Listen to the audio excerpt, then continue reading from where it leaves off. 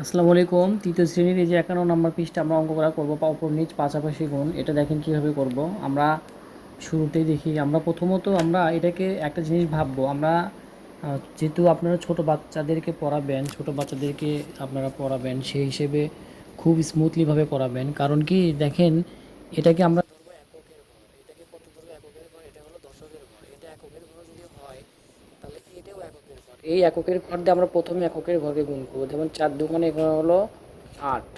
তারপরে কি হয়, এককের ঘরে শেষ আমরা দেখেন নামতা বলবো।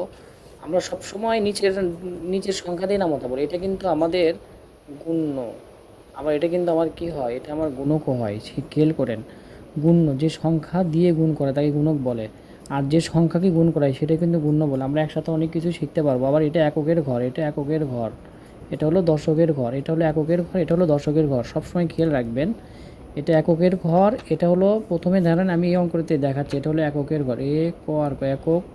এটা হলো তারপরে স্বর্গ দশক। এটা একক এবং দশক, এটা কিন্তু গুণ্য, এটা কিন্তু গুণক। খেয়াল করেন বন্ধুরা। তাহলে নিচের সংখ্যা দিয়ে আমরা গুণ করবো। 4 দোকানে কত হলো? 4 দোকানো 8, 8ই লিখছি।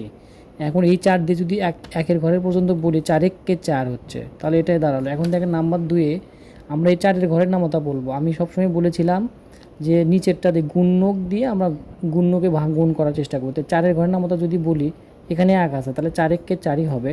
এখানে 2 আছে, তাহলে 4-এর ঘরের নামতা 2 পর্যন্ত বলবো। 4 দোকানো 8 এভাবে বলবো। দেখেন এখানে বন্ধুরা, এখানেও একক, এটা এককের ঘর, এটা হলো দশকের ঘর, এটা হলো গুণ্য, এটা হলো গুণক।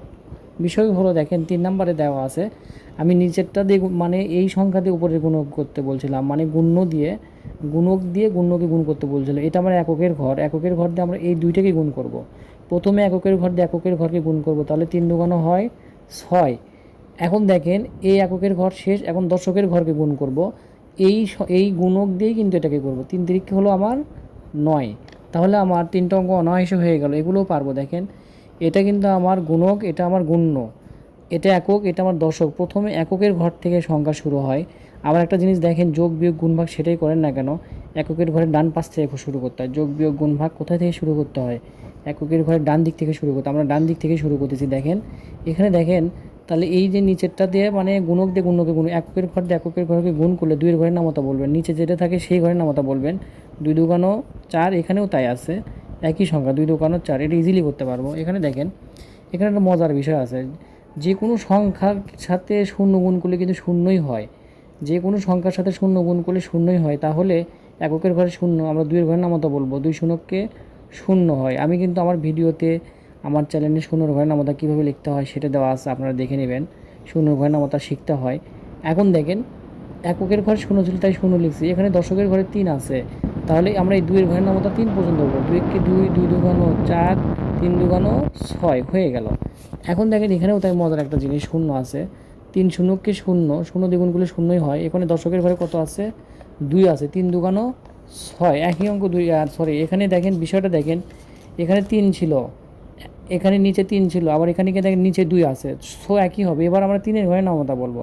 3 কে 3, 3 দুগুণ 6, এখানে 2 নিচে ছিল, তাহলে 2-এর ঘরের নামতা বলছি। 2 শূন্যকে শূন্য, 2-এর ঘরের নামতা বলছি 3 পর্যন্ত। 2 কে 2, 2 দুগুণ 4, 3 দুগুণ 6, আর এখানে 3 আছে, 3 শূন্যকে শূন্য, 3-এর ঘরের নামতা 2 পর্যন্ত বলবো, 3 দুগুণ 6। এই অঙ্কটা দেখেন আমরা ইজিলি মনে হয় বুঝতে পারছি। তো এখন দেখেন পাশাপাশি যে গুণটা হলো, পাশাপাশি গুণটা আমি এক ভিডিওতেই দেখাচ্ছি, কারণ আপনাদের এক ভিডিওতে দুটো দেখালে ভালো হবে। দেখেন বিষয়টা দেখেন, এখানে প্রথমত খাতায় তুলে এরকম শূন্য দিব।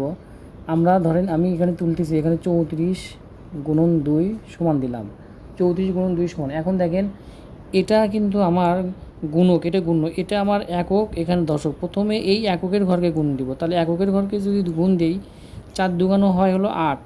2-এর ঘরের নামতা 4 পর্যন্ত বলবেন, 2-এর ঘরের নামতা 4 পর্যন্ত। 2 এককে 2, 2 দুগুণ 4, 3 দুগুণ 6, 4 দুগুণ 8। এখন 2-এর ঘরের নামতা 3 পর্যন্ত গুনবো, 2 এককে 2, 2 দুগুণ 6, 3 দুগুণ 6 হবে, কারণ আগে প্রথমে এককের ঘর, পরে হলো দশকের ঘর। ওইটার নিয়ম হলো উপর নিচে ছিল, আর এখানে পাশাপাশি নিয়ম একই। এখানে দেখেন 24 গুণন 2 তুলতেছি, তাহলে 2-এর ঘরের নামতা 4 পর্যন্ত গুনতে হবে। 2 এককে 2, 2 দুগুণ 4, 3 দুগুণ 6, 4 দুগুণ 8। আমরা এককের ঘর যেহেতু এদিকে সরাই লিখবো, এদিকে সরাই লিখবো। এখন দেখেন 2-এর ঘরের নামতা 2 পর্যন্ত করবো। 2 এককে 2, 2 দুগুণ 4, আমরা লিখবো 4, কারণ পাশাপাশি গুণ। দেখেন এখানে একক, এখানে দশক। এখানে নাম্বার 3 যেটা আছে দেখেন, এই যে 30 গুণন 3, 30 গুণন 3, প্রথমে যেহেতু 30 গুণন 3 আছে, তাহলে 1 দিয়ে আমরা এককের ঘর ওখানে শূন্য আছে, 3-এর সাথে শূন্য গুণ করলে আমরা কি জানি, শূন্যর সাথে যে কোনো সংখ্যা গুণ করলে শূন্যই হয়, তাই আমরা শূন্য লিখলাম।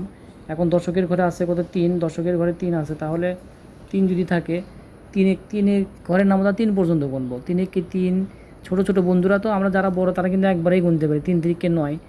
তো যেহেতু আমরা এতটা শিখিও নাই, তাহলে আমরা 3 একে 3, 3 দুগুণে 6, 3 3-কে 9 পর্যন্ত আমরা লিখবো। এবার ছোটো ছোটো করে লিখবো।